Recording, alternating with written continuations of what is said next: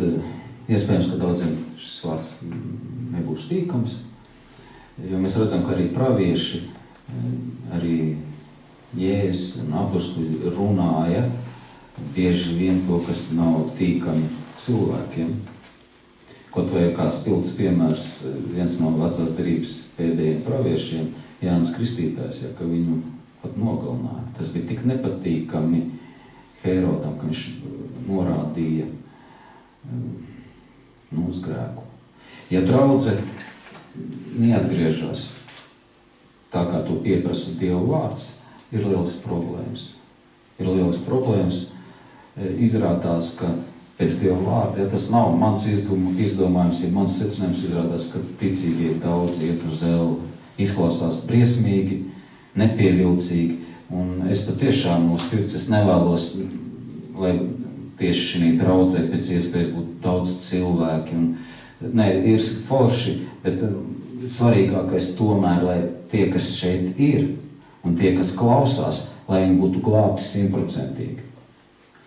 Tāpēc, ka Sātans nevienu nežēlo, viņš visus izprovocēs uz grēku, visus, neatkarīgi, cik tev spēcīgs raksturs, neatkarīgi, cik tev spēcīga ticība, Sātans ne ar vienu neapalējās, viņš visus ieraus, ja cīnīsies pret Dieva ticīgajiem. Ja neticīgos viņš vazājas degunu, cik vēl vairāk ticīgos, kas negrib kalpot valnam.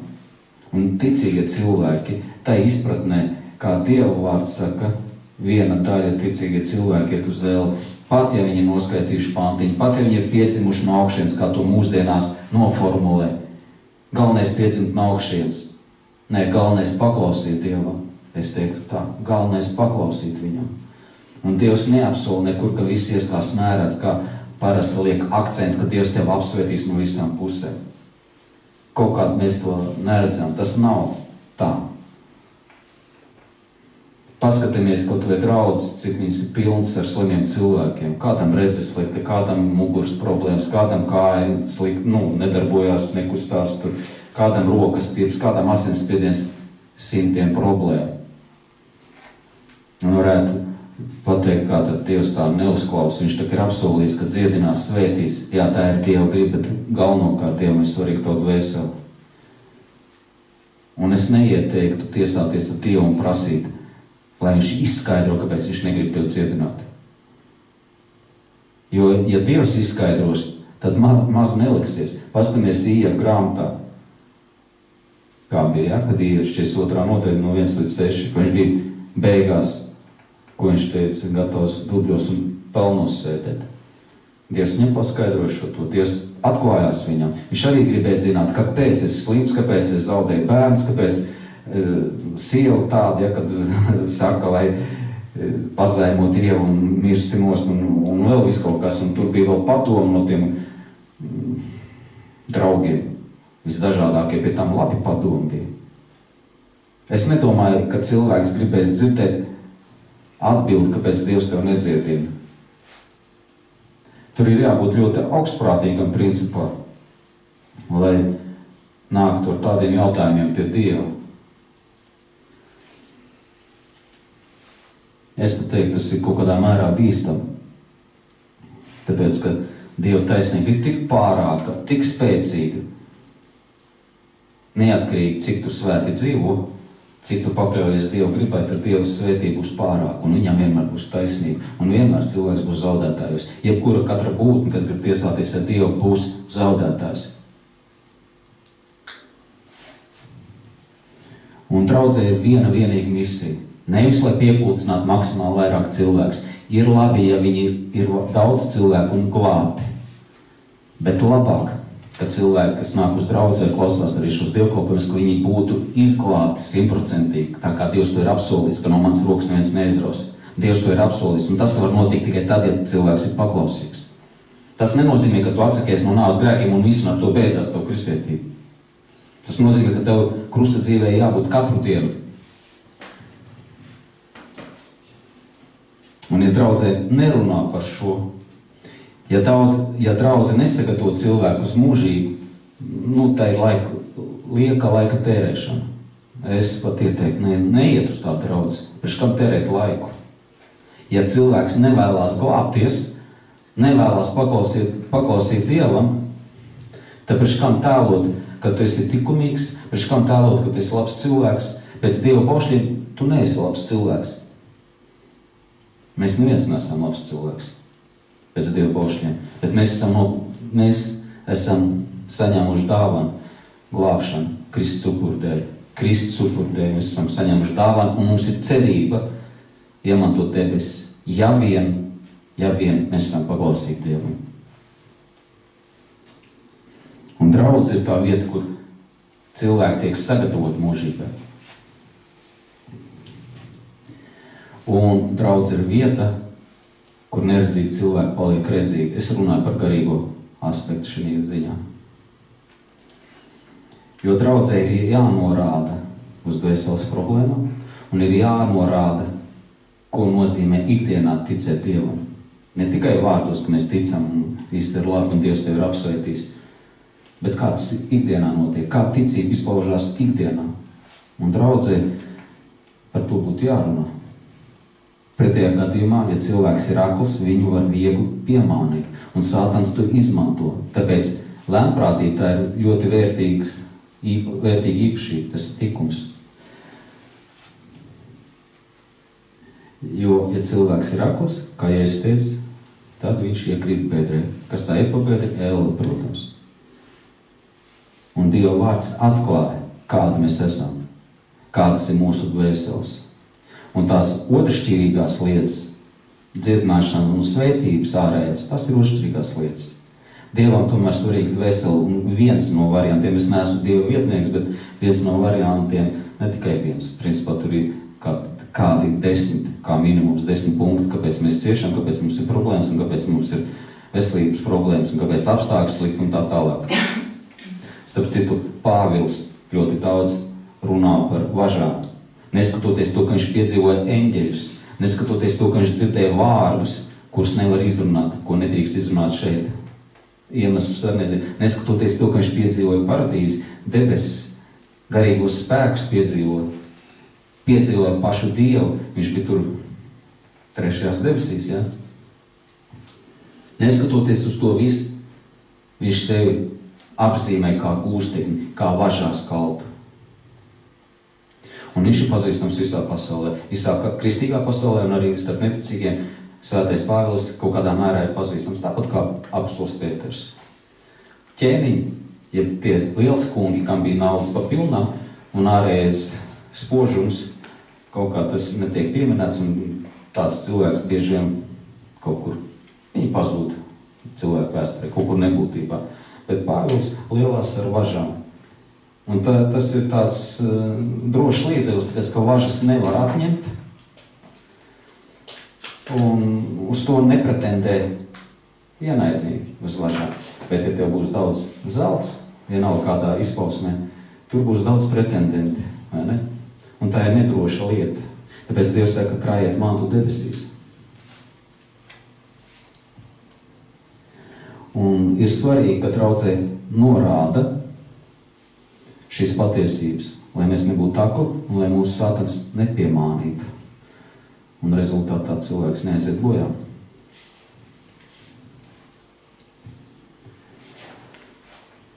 Filemonam 1. pantā Pāvils apzīmē sevi kā gūstekni. Vai kā es arī minēju, viņš varēja sevi apzīmēt kā Dievu svēto, ka viņš ir piedzīvojis Dievu debesis, eņģeļus. Viņš apzīmē sevi kā gūstekni. Mēs parasti bieži vien mūsdienās baidamies no savām važām. Mēs mēģinām tās apslēpt. Jēzus izciet krustanā pazemībā, pieņem ļaunumu, pieņem ciešanas. Un viņš ir pazīstams visā pasaulē, kaut kādā mērā. Ko te pastamies cilvēki? Lieldienas un Ziemassvētkus. Pāvilam bija važs, viņš arī pazīstams. Mēs baidamies. Mums ir slimība, slikti apstākļi, ģimene kaut kāda tāda, kurā vajadzētu atpūsties, un mēs tur tiekam nomākt un vēl kaut kā. Mēs baidamies. Mēs gribam Dievu pasniegt kā tādu, kas apsveitī.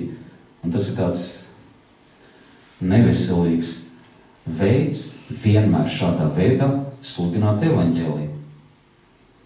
Tāpēc, kad cilvēks, kas atnāk pie Dieva, vēl nav satvērs apustulisko mācību, protams, viņš pievilsies. Ja mēs sludinām to pozitīvo, to labo, Pāvils sludināja, izmantojot savas važas. Viņam bija važas gan fiziski, kas metāla gabals, ja? Viņam bija važas no vajātājiem, viņam bija važas iekšējās veselības problēmas. Un ļoti daudz, mēs skatāmies vēstulēs, Pāvils daudz piemin važas. Un ko tas liecina? Tas liecina vienkārši vienu lietu, ka tā ir mīlestība un paļāvība uz Dievu. Un tad, kad tu sludināsi savas važas, pasvītrojot to, kad tu esi gatavs Kristus dēļ ne tikai slimot, ne tikai paciest kaut kādas nērtības, tad cilvēki redzēs, tas uzrunā cilvēku, ka tu esi krūtos apstākļos un tāpat laikā brīvs esi saglabājis šo iekšējo mieru, kas nāk no dievbijības, paļāvības uz Dievu. Ka tu paļaujies uz Dievu, ka tavu mati ir visi skaitīti, ka tu patur prātā, ka tu staigā Dievu priekšā. Un Dievs ir galvenais, kas izvērtēs, dot tev veselību, dot tev svētību. Ne tu regulēsi Dievu. Un cilvēki pat bija gatavi iet mocekļu nāvē, lai apliecinātu savu mīlestību uz Dievu. Mūsdienās cilvēki parasti, kas cieši trūkumu, nabadzību, slimības, mēs lūgsim par tevi, pazvana, lūdzam, visa draudz, nav slikti, bet rezultātā mēs redzam, ka nevienmēr Dievs tevi tā apsvētī, ka tu esi veselāks par visiem. Nevienmēr Dievs tev svētīja finansēm tā, ka tu biznesa nav, bet tu esi ļoti turīgs. Kaut kā tā nevienmēr. Jā, ir reizēm Dieva žēlastība, jā, nav problēmas, bet ja ir akcents uz šo te otršķirīgo, tā ir liela problēma, milzīga problēma. Tu nevienu cilvēku nevar pie Dieva pievest. Tāpēc, kad cilvēks skatās, pieņemsim, veiksmīgs biznesmenis, tur kaut kāds nabadzīgs sēž. Viņš nedzirdēs biznesmeni, lai kā tu smuki runāt par Dievu valstību. Viņš tev nedzirdēs. Tāpat kā pēdušais nedzird izsalkušo, ja? Mēs esam dzirdējuši tādu teicienu tautā. Bet ja tu esi parasts cilvēks ar tām pašām problēmām ciešanām, bet ar mieru sirdī, kas izriet no paklausības uz Dievu, un tā ir cita kvalitāte.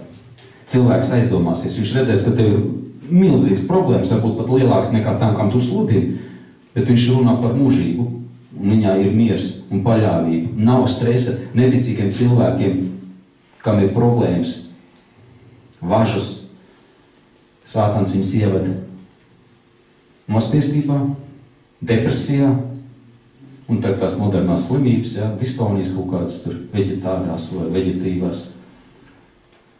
Tā ir neticība, ja? Un ja Dieva nav, tad visas tās problēmas lielākoties ved postā cilvēku.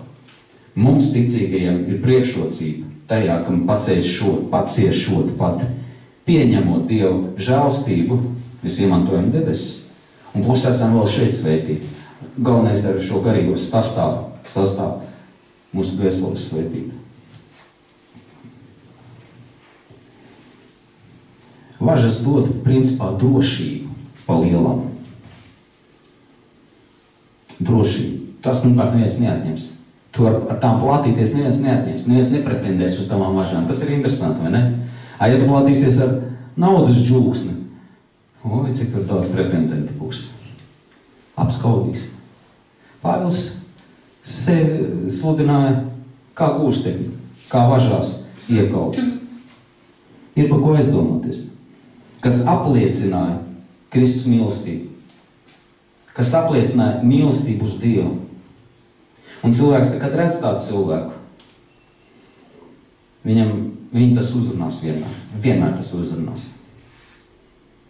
Bet tad, kad tas ir līdzīgi, tad, kad tev nauda pa pilnām, tu mierīgi ziedo. Pat pamēģini, tad, kad tā nauda ir, tā diezgan maz un noziedot.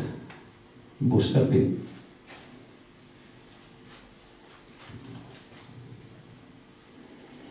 Un Dieva cilvēki, viņi nekad neieciklējās uz nelēmām, uz problēmām, uz veselības problēmām. Viņi neieciklējās. Viņi dzīvoja tā, it kā to nav. Ot tā viņi dzīvo.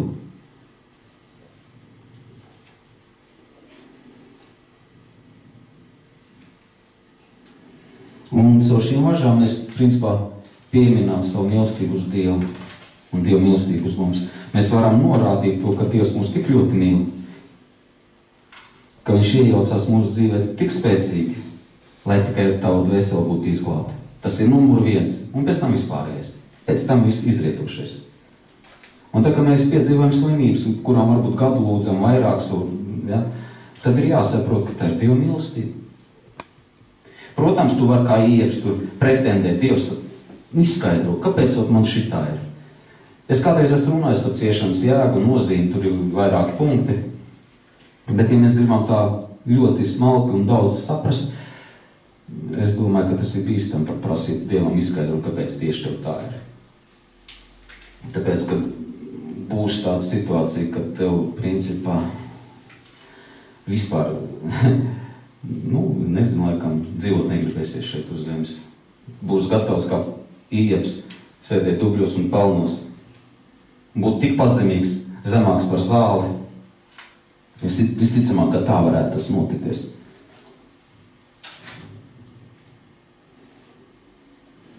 Jo cilvēcību važām, jā, tas tā ir vajadzētu izsaukt riebumu. Tāpat kā krusta nāva spīdzinošā, jo viņi spīdzināja, cilvēcīgi vajadzētu izsaukt riebumu. Un ka mēs vēl sludinām, arī vajadzētu izsaukt riebumu. Bet, neskatoties to, visa pasaule ir dzirdējusi par Kristus ciešanām, pa lielam ir dzirdējusi, tikai ir jautājums, vai kāds tam pievērš uzmanību tādā mērā, lai kļūtu ticīgs un iemantot debesis. Visi ir dzirdējuši gan par Pāvilu, gan par to, ka ir cilvēki, kas sludina, varbūt nemākulīgi, kā es, piemēram, ja? Ko es vēl teikt? Ja, bet tā ir Dieva svētība un žēlastība. Un tas ir spēks, tas ir evaņģeliskais spēks. Ja mēs nesaprotam šo te, pa lielam, jā, neticīgi jāizmukt. Ja, teiksim, Pāvils tur mēģināja aizstāvēties ķēniņa Agrapes priekšā, kā tur viņu sauc, jā, mēģināja aizstāvēties un gan arī pat pārliecināja Agripu ar šādu sludināšanu, ka viņš ir važās kalts un tikai viņš pēc tam pateica, ķēniņam viņš pateica, ka tas, kas viņu tiesā, es arī tev novēlu, ka tu kļūsti ticīgs tikai bez šīm važām. Tā Pāvils teica. Un tur ir savu veidu gudrība, tāpēc, ka, ja cilvēkam pateikt neticīgiem, ko nozīmē sekot Kristum tā patiešo un uzreiz un tā, tas drīzāk atbaidīt, tāpēc, ka mēs nevaram tā īsti paskaidrot, ko nozīmē šis dvēseles miers, ko Dievs dod. Šī svētība, kad tu paļaujies uz Dievu. Bieži vien mēs nespējam to izskaidrot. Ja mēs to spētu, tad būtu iespējams arī vairāk pretendenti. Tāpēc sākumā jau arī Jānis Kristītājs teica, atgriežties no grēkiem, jo Dieva valstība tūk klāt pienākusi. Lai jūs iemantotu pestīšanu, ja? Un nesiet atgriešanās augsts. Kā tas notiek, to neskaidro. Parasti, kad nāca pie Dieva, tad cilvēki ar savām problēmām, viņš teica, ej un turpmāk negrēko, ja es runāju bieži vien, ej un turpmāk negrēko. Viņš jau neizskaidroja apustulis to mācīt, tāpēc, ka priekš sākuma ir labi, ja cilvēks pievērš uzmanību, savu uzmanību uz Dievu, uz ticību, uz mūžīgām lietām, ja, uz mūžību. Tas ir labi sākuma, bet pēc tam, kad cilvēks sāk paklausīt Dievam, viņš pats piedzīvo to, ka tas ir daudzreiz labāk dzīvot ticībā nekā bez ticības un mocīties. Un vēl depresijā iekrist un varbūt pašnāvības domām iekrist un vēl kaut kā tā, ja. Tā kā Pāvils rīkojās gudri, tāpat kā arī Jēzus, ja, viņš uzreiz visiem neizstāstīja visu. Iespējams arī tā ir Dieva žēlastība, kāpēc mēs nezinām, kāpēc mēs ciešam šeit, kāpēc mums ir slimības, kāpēc tur varbūt kāds piedzims kā invalīds un tā tālāk. Varbūt tas ir pat labi. Citādi mēs, nezinu, mums būtu baigi smagi. Tiesāties ar Dievu, prasīt, kā tad tā. Viņš tad var skraidīt, es te nevaru skraidīt, man tur veselības problēmas. Tā kā te ir tas moments, ka Mums ir jārunā to, kas var pievest cilvēks, neatkarīgi, vai viņiem patiks tas, neatkarīgi no tā, vai tas ir tādā izpratnē, ka tīkam cilvēkam to dzirdēt vai ne. Diemžēl par grēku ir jāsaka un jārunā, un, protams, ka ir labi, ja mēs varam uzrunāt kaut kādā veidā, un cilvēks atgriežas.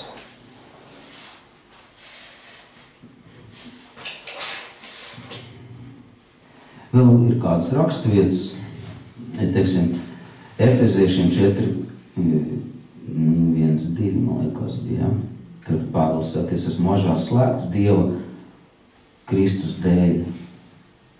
Un viņš mudina pārējos ticīgos būt pazemīgiem un lēnprātīgiem, oriģinālā tekstā, ja? Pazemīgiem un lēnprātīgiem. Un pazemīgie, viens no tādiem raksturojumiem, kas ir pazemīgiem cilvēkiem, kad pazemīgs cilvēks, viņš pieņem to stāvokli, kādā viņš ir. Viņš pieņem tos apstākļus, viņš pieņem tos grūtības. To Pāvils arī, principā, mudina Efeziešos 4, 1, 2, ja? Un lēnprātīgs tas ir tāda pozīcija, kad cilvēks necenšas neko darīt priekš sevis, lai uzlabotu savu stāvokli. Tas ir viens no izskaidrojumiem, kas ir lēnprātīgi un pazemīgi. Jo tad, kad mēs sitam Dievam par rokam, pa katru cenu mēģinam dzīvot šiki vai uzlabot savus apstākļus, principā mēs sitam Dievam par rokam, jā. Un, kad mēs to daram, tā ir neticība palielam. Tā ir neticība, nepaļaušanās uz Dievu. Un Pāvils parasti vienmēr runāja, ja, paskatieties manām važām, viņš ļoti draudzē runāja. Un daudz tas uzmodrināja, tāpēc, ka daudziem bija problēmas. Daudziem ticīgiem bieži vien ir problēmas, tā ka viņi cieši ar veselību, varbūt kādiem citiem apstākļiem, ar nabadzību varbūt. Katram ir kaut kas, katram ir kaut kādas važas, varbūt attiecības, ja, tur skolā, tur ģimenē, vēl kaut kā, ja. Katram kaut kāds važas, un viņš saka, Pāvils tā kā uzmundrina, skatieties manām važām. 2. Timotejs 2, 8, 9, arī tas pats. Turiet Kristu savā prātā, ja, lai Dieva apziņa būtu tevī, ja, tā ir Dieva bijāšana pēc būtības. Tā skaitā neaizmirstam, ka Dievs ir visus tos matus saskaitījis. Un viņš saka, es esmu iekalts važās, Pāvils to saka. Filipiešiem 1.14, kur ticīgie guva ierosmi, uzmundrinājumu, uzdrošinājumu. Ticīgie guva no Pāvila važām iedrošinājumu. Protams, viņš to neteica neticīgajam Agripam ķēniņam, kas viņu tiesā, ja, viņš teica, lai tev būtu ticīgs, viss tavs navs tikai bez šīm važām, protams, ja, tāpēc, ka tā ir sākuma statīt. Bet tie, kas jau ir ar stāžu, tie, kas jau ir nobaudījuši, cik Dievs ir labs, personīgi, individuāli, Pāvils uzmudrina. Iedomājies, tu būtot, starp citu, mums jau arī bija nesen, ja, tas, kurš bez kājām, bez rokām. Labs uzmudrinājums. Man nav rokas kājas, bet es ticu, es paļaujos uz Dievu. Tur nebija tā, ka Dievs man dziedinās, man būs rokas un kājas dziedinās, viņš ir tādām blēņām tā kā es nedzirdēju, ka viņš nodarbotos, un ka viņš tur kādu sātanu tur saistīja, vēl kaut ko. Viņš vienkārši sludināja evaņģēliju. Protams, ka varētu to paņemt vēl dziļāk un tālāk, bet, daudziem mazticīgiem tas ir labs iedrošinājums. Un arī ticīgiem. Pāvils arī iedrošināja, viņam gan kājas un rokas bija, bet tās paši bija važās Pāvilam. Interesanti. Kolosiešiem 1.4. Viņš saka, es esmu līksms savās ciešanās, savās važās, gan no ārpuses, gan no iekšpuses. 1. Korintiešiem 4.13. Gūstam iepriecu, iepriecinām, mierinām, uzmundrinām. 2. Korintiešiem 2.10. Arī tas pats. Un kāpēc? Tāpēc, ka važas palielam palīdz iemantot tikumus un palīdz atbrīvoties no ļauna, palīdz cīnīties ar grēku, Pastamies arī uz Pāvilu, kad Dievs saka, pietiek ar manu žēlastību, ja? Dievs viņam saka, pietiek ar manu žēlastību. Tu jau, protams, gribi būt labāks par Pāvilu, tu uzreiz gribi to žēlastību pilnā mērā saņemt, lai tu būtu pilnīgi vesels un žiperīgs. Bet tomēr tā nebūs, būs tā kā Dievs grib. Jo važas palīdz iemantot likumus,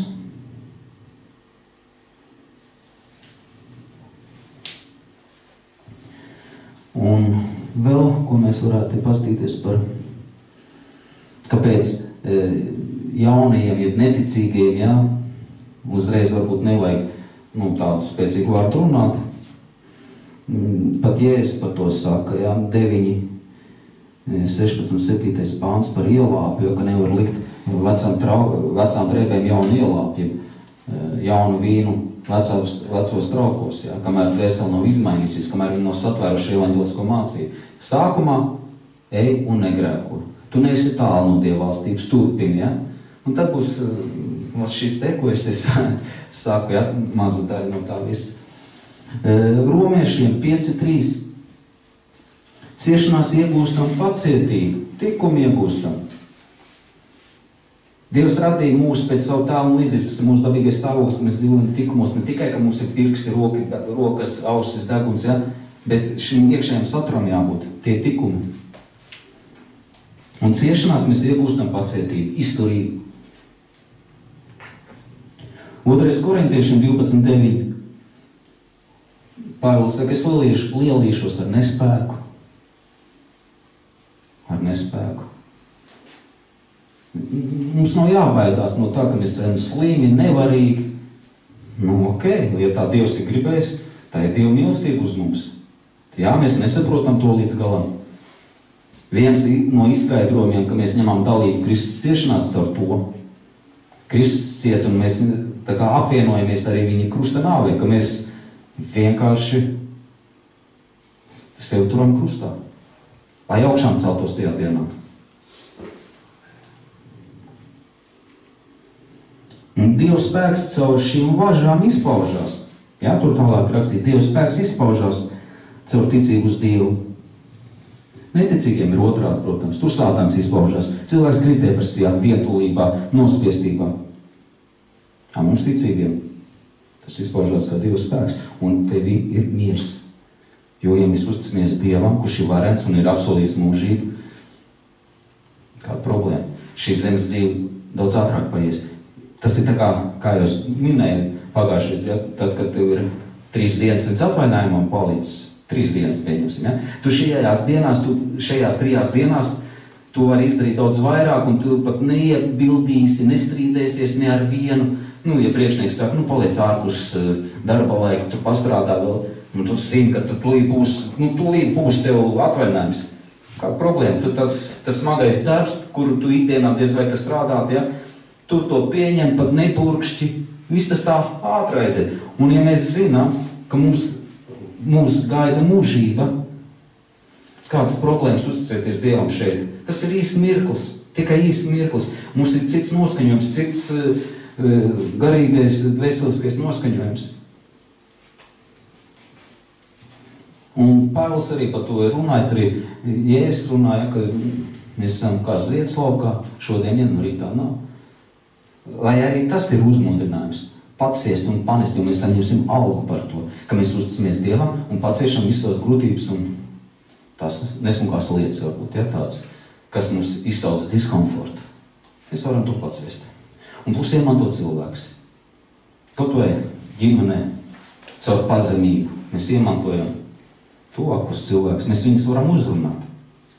Neskatoties, kādā pozīcijā mēs esam, mums ir lielāka cerība viņus atgriezt uz mūžību, ka viņi piedzimst no augšienes. Normālā versijā. Ne tajā kā mūsdienās, galvenais noskat mantiņu, galvenais tic un kas vēdera apmēram, ja? Nē, tā nebūs. Galvenais ir paklausīt Dievam. Jo ticīgie, kā es pašā sākumā teicu, iet daudz uz elli. Daudz iet uz elli. Un daudz iet pa plato ceļu. Un šo šauro ceļu, protams, tā kā mēs praktizējam ticību, mēs tikai redzam tās vadlīnijas tā pa nopietnām, kas ir šaurais ceļš. Ja tev pašā sākumā pateikt, ka tur būs tas un tas, tas tā kā bišķi, tie ir cilvēcīgi atgrūtīs. Man jau tā ir problēmas, ko es sakošu Dievam, vēl problēmas, ja? Un pēc tam vēl jāpacieš. Man labāk ir izšaut visu savas dusmas ārā, ja? Kā neticīgais varētu spriest. Bet viņam sākumā pasakam, atgriezies no grēkiem, lai iemantot mūžību, un ar to sākumā pietiek. Pēc tam viņš interesējās par Dievu, kas ir ticības mācība. Un tad jau viņš sāk praktizēt un saprot, ka tas pārspļauj visas grūtības. Tas miers, ko Dievs dod, un šīs attiecības ar Dievu, un ka tu redz, ka Sātans mūk no tevis, un ka tu vari atmaskot Sātana blēdības, tas pārspļauj visu. Tu vienkārši pieķersies vairāk Dievam. Tev būs cerība, pat tad, ja tu esi pakritis, tu atkal vari noskurnāties un piecelties un iet tālāk. Un parasti šī sevis aizliekšanas ceļā ir tā, kā, piemēram, Pēters, viņš bija tik pārliecināts, ka viņš Kristu nenodos. Caur uguni un ūdeni, bet Kristu nenodos. Un parasti mēs esam pārliecināti. Šeit vairs nekritīšu. Jā, es šodien sagrēkoju. Viss es esmu pārliecināts. Viss pietiek. Es sāku jaunu dzīvi. Un es domāju, ka katrs ticīgais to ir sev pateicis. Un Dievs saka, bez manis jūs nespējat nenieku. Un tas nozīmē to, tad, kad tu praktizē, tad, kad tu paklausi Dievam un praktizē šo sevis aizliekšanu pret grēku, tad Dievs palīdz. Tikai tajā brīdī. Viņš tev nevar svētīt, ja tu neko nedari. Tajā brīdī, kad mēs cīnāmies pret grēku, uzņemam šo te Dievu vārdu, sev aizliedzam un ņemam krustīgi dienas, tad Dievs tev svētī. Un kādā veidā? Labāk brīvprātīgi, nevis apstākļu spiests, nevis tāpēc, ka tev ir slimība, nevis tāpēc, ka tev ir nabadzība, vai ne tāpēc, ka tev tur sabiedrībā kaut kā tur tiem cilvēkiem ir slikti vai ģimenē vēl kaut kā. Ne, labāk brīvprātīgi padoties Dievam un būt pazemīgam. Pateikt, Dievs to pieņem. Tas ir labāk. Tas būs jebkurā gadījumā labāk. Protams, ka caur to, kā Pāvils norādīja, kā es tur minēju, ka caur tavu nespēku, caur šīm važām, kuras Dievs atļauj notikt tavā dzīvē, Dieva spēks var izpausties. Kādā mērā tev vieglāk attiekt no grēka. Vieglāk negrēkot. Vieglāk dvēselē atpūsties no iekārēm. Tāpēc, ka tu esi slims, varbūt nespēcīgs, tev grūti. Tev ir vieglāk turēties no grēka pa gabalu. Vēl 2. Korintiešiem 4, 17, 18 rakstīts tā. Tieši par važām, par grūtībām, problēmām mūžībā iemantosim svētības, ja uzticēsimies šeit Dievam. Labs uzmundrinājums. Te nav rakstīts, ka Dievs te apsvētīs un tik būs un būs tur, kas saka, baltā zirgā. Nē, te tā nav rakstīts. Ir rakstvietas, jā, kur Dievs apsvētīs un viss tas tā tālāk, jā. Un tad man ir jautājums, vai tiešām tu tik svēti dzīvo, lai Dievs tev tā svētītu? Tas ir tāds uzmudrinājums tiem, lai mēs nekristu izmisumā, nospiestībā, depresijā. Pat ja Dievs tev nedziedina, pat ja tu esi nedēļu lūdz Dievu, varbūt mēnesi un gadus, lai mēs nekristu izmisumā, jo ir nepareizi uztvert Dievu vārdu tādu, kā viņš būtu tos pakalpīši, un viņš tā, ka tev apsvētīs no visām pusēm, gan veselības ziņā, gan finansiālā ziņā, gan attiecībās. Tas nav pareizi, tas ir ošķirīgās lietas. Viņas ir labas, jā, Dievs to grib, bet cik tu spēj pakļauties Dieva gribai, ir jautājums. Cik tu viņam uzticēsies? Nevar būt tā, ka tu dzīvo iekārēs, un tagad Dievs tev svētīs, un kas notiek tālāk, lai tālāk turpinātu dzīvot iekārēs. Jo tev ir laba veselība, tu vari tālāk dzīvot grēcīgu dzīvesveidu. Kaut kāda neiet tas viss kopā, pareizi ar evaņģēliju. Bieži vien ir vēl viens tāds moments, ka mēs jau neredzam savus vājības, dvēseles vainas. Mēs neredzam savu nepacietību, neredzam visus šos 8 punktus, par ko es esmu runājis, kas ir vārdā lepnība. Ja? Mēs to parasti neredzam, un caur šīm grūtībām, varbūt pat citreiz arī tā neapzinoties līdz galam, mēs tiekam pasargāti no šī ļaunuma. Un tiesas dienā mēs varēsim pastāvēt Kristus taisnības dēļ, skaidrs, ka un tev būs arī pamatojums, tāpēc, ka tev dzīve nebija tāda, teiksim, kā bagātējums. Atceramies stāstīt par bagāto un Lāzaru. nebija kā bagātiem, jā, viņš tur vesels, bija apsvētīts kaut kādā mērā, viņš varbūt kaut ko pagātnē labu bija darījis, kad Dievs ļāva viņam iemantot šīs svētības. Lāzaram bija pretēji, un Lāzara slimības dēļ viņš bija attaisnots tiesas dienā. Dieva priekšā viņš bija attaisnots, viņš baudīja svētības. Iespējams, ka Lāzars tajā brīdī līdz galam nesaprata, par ko es ciešu, vai tad es tāds grēcinieks esmu, es tagad tā cīnos ar grēkiem. Iespējams, ka viņš varbūt arī nezināja līdz galam kaut kāds detaļas nianses, bet mūžības vijās ar svētībām. Un mēs redzam no tā, ko Jēzus stāstīja. Ja?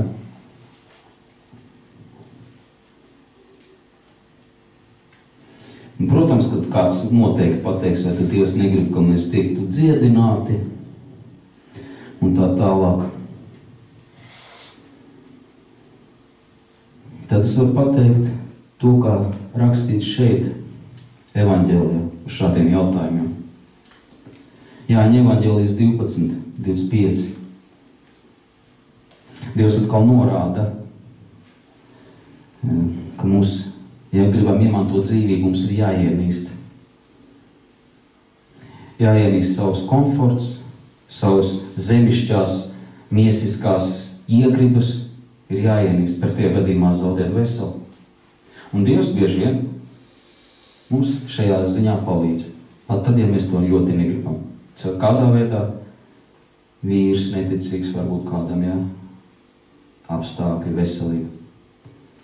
Un tādā veidā mums nākās sevi aizliegt. Jo kas to nedara, mans nav vērts un mans cienīgs nav, jā.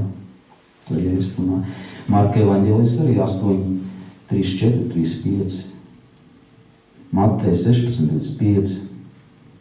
Un te ir atbildi tiem, kas ir varbūt tās pārliecināti, ka Dievs grib, lai viņus svētī. Tad ir pretējs raksturvietas. Un par Dieva svētībām es jau teicu, viņš gribētu to svētīt, bet sakārtojam savu dvēseli. Pretējā gadījumā, kā notiek, mēs esam to dzīvē redzējuši, ka Dievs tiek svētīts, kad Dievs svētīt cilvēku, ja, es atvainojos, un pēc tam cilvēks kaut kur pazūd. Es nenāku uz draudzi, par garīgām lietām neinteresējās, kāpēc, jo viņam viss ir super labi. Ko te viņam iespringt? Pantiņu viņš ir noskaitījis. To pantiņu, ko Dieva vārds saka, jā, lai piedzimtu no augšienes. Viss, un cilvēka vairs nav. Bet Dievs saka, vēl vienreiz attiecībā šo, tev pietiek ar manu žēlastību. Tāds uzmodrinājums ir kā švaks, jā, varēja būt kaut kāds tāds riktīgs, tā, ka tu, jā, ne. Bet ne, tev pietiek ar manu žēlastību. Dievs saka, tev pietiek ar manu žēlastību. Labi, es te izlaidu vienu citu lietu vēl. Esmu jums pastāstīt, es te tā cenšos pēc punktiem, bet, tad ir tā. Te ir vēl viens tāds moments, izstāstīšu vienu gadījumu. Mūsdienu ticīgie, protams, par katru cenu grib būt apsveitīti visādos veidos. Es jau izskaidroju, kā tas ir, ja? Bet tajā laikā ticīgiem bišķi savādāk uz to visu skatījās. Un bija tāda pavēle no ķēniņa, ka ir jāsagūsta tāds vīrs Logans. Iemesli tur, es nepateikšu precīzi, ja? Bet kaut kādi bija iemesli, ka ir jāsagūst un jānogalina. Varbūt tas, kas Mateja evaņģēlijā 5. nodaļā teikts, ja, par taisnību tiksiet vajāt, varbūt tās viņš kā tas mūsdienās, tas Navaļnijs, ja, tika pa kaut ko nogalināts, tur nepatika ķēniņam. Krievijā nogalināja, ja, mēs zinām. Nezinu kādu iemeslu, un tur tie zaudāti iet, viņš zina, kur tas dzīvo, to ciematiņu zina, un viņu sauca to cilvēku Logins. Un viņi tur prasa visiem, neziniet, kur tāds Logins dzīvo. Daudzi tur nezinām tādu Loginu. Viņš ir ticīgs, dievbijīgs, viņš īpaši nepiedalās tādās lielās aktivitātēs, kaut kādās pasākumos, kā mums te taši labs. Bet un tie meklē, un atnāk Logins, es saku, neziniet tāds Logins? Logins saka, es zinu, jā, es zinu, kur tāds Logins ir. Parādīsiet, nu obligāti parādīšu. Un tagad tas Logins pabaro tos zaldātiņus, tos karējus pabaro. Es saku, kas notika? Viņi saka, nu, mums ir pavēle, viņi vienkārši nogalināti. Nu, tas bija kaut kādi pirmie gadsimti, tad bija citi likumi. Un viņš saka, nu, skaidrs, jā, labi, bet es noteikti parādīšu. Bet jūs nesteidzieties, viņš nekur neaizmiks, viņš būs, un nesteidzamies. Nāciet, es jums pabarošu, jūs esat noteikti izsalkuši. Viņš varbūt vēl kaut kādas lietas, kaut kādas vērtības materiālās iedod, nu, jums taču noderēs. Jo tas Logins, nu, jūs zinu, ka viņš ies bojā, nu, karēju atnāc pie viņa.